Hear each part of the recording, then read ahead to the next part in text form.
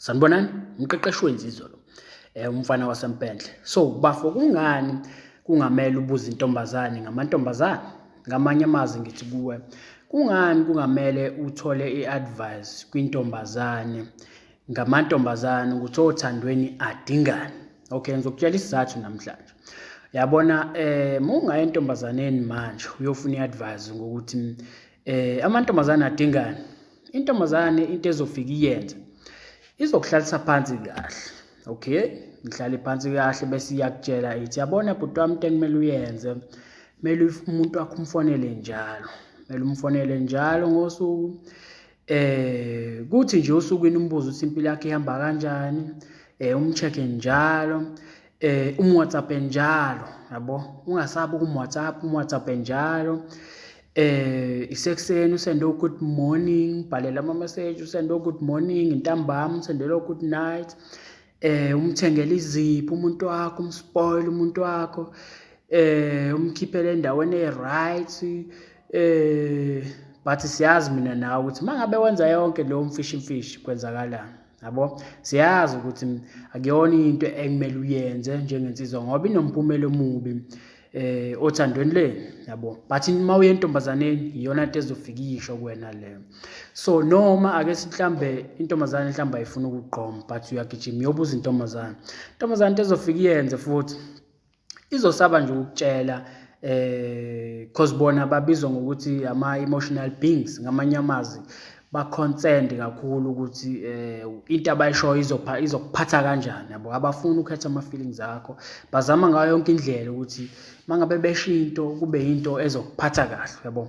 So mangabe uya kuyena kuzofika kutshela ukuthi mhlawumbe uzomtshela ufike umtshela yazi le ntombazane ayifuna ukungiqoma kade ngishela, yabo. Mhlawumbe uphatheke kabi izokutshela ukuthi mhlambe usanda kuphuma kwi-relationship so akafuna ukungena entweni eserious okwamanje, yabo. Umnikeza isikhathi noma ulokhu umzama, yabo. But siyazi, yabo, mangabe uya kumjida, yabo, umjida uzofika kutshela ukuthi hayi bafo mhlambe le ngane ayikufuni, yabo. So move on impilo yakho, uthole enye intombi, yabo. But intombazane ngeke ibe nalawo mandla ukuthi ikutshele lokho. Cha, akakufuni, move on impilo yakho. Cause isaba ukulo iphendula imibuzo yakhe ukuthi indaba engangifuni mhlawumbe uyazi kumele ichazeke intombazane, yabo. So ke ungayi kumuntu wesifazane uyofuna i-advice ngamantombazane ngoba akuyona into elungile leyo. Iya kumuntu wesilisa, uyena umuntu wesilisa ozivika akutshele into okuyiyona yona ngoba umuntu wesifazane uzokudukisa akutshele lezi zinto bese ngikuchazele zona. And futhi into ekumele uyazi ukuthi why kungamele uye kumuntu wesifazane uyombuza ngabantu besifazane ukuthi angithi mangabe ufuna ukubamba ufishi mfowethu, na into ekumele uyazi. Mawufuna ukubamba ufishi awuyi kufishi, awuye emanzini uye kufishi uyobuza ufishi ukuthi fishi ukuze ngikubambe kumele ngenze njani, ngoba mangabe wenze njalo ufishi uzokutshela ukuthi khipha ihuku odobeni lakho bese uphosa ufaka ukudla entambeni bese uphosa intambo yodwa ingenalo ihuku. Mina ngizobe sengibona intambo bese ngidla ukudla bese uyangidonsa-ke ngibambe kanjalo. But siyazi mina nawe ukuthi mangabe ihuku lingekho fishi ngeke uzobambeka. So-ke kungani kungamele uye kufishi ukuze ubambe ufishi?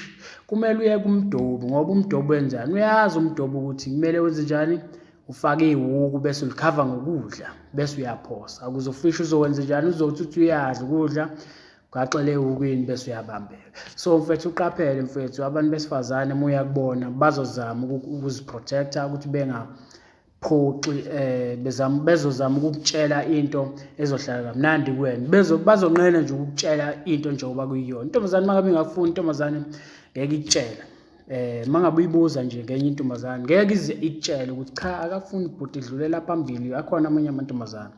Ingakho kumele uye kumuntu wesilisa ngoba yena uzokutshela angakusabi ukuthi mfethu cha hayi futhi ayifuni le ngane, yabo. Njengoba yenza 1 2 3 hayi futhi ayigcwele ngawo, dlulela phambili, maningi amantombazane, yabo. So kumele uqaphele mfethu ukuze ungalenzi lelo phutha lokugijima entombazaneni uyofuna i-advice ngabantu besifazane ngoba njengoba ngikuchazela ukuthi ngeke akutshele into okuyiyona yona, akafuni ukuphatha kabi. So indlela abadalwe ngayo kumele ukwazi lokho ukuthi bazozama ukuthi bekutshele into ezohlala kamnandi kuwena ukuze ungeke uphatheke kabi.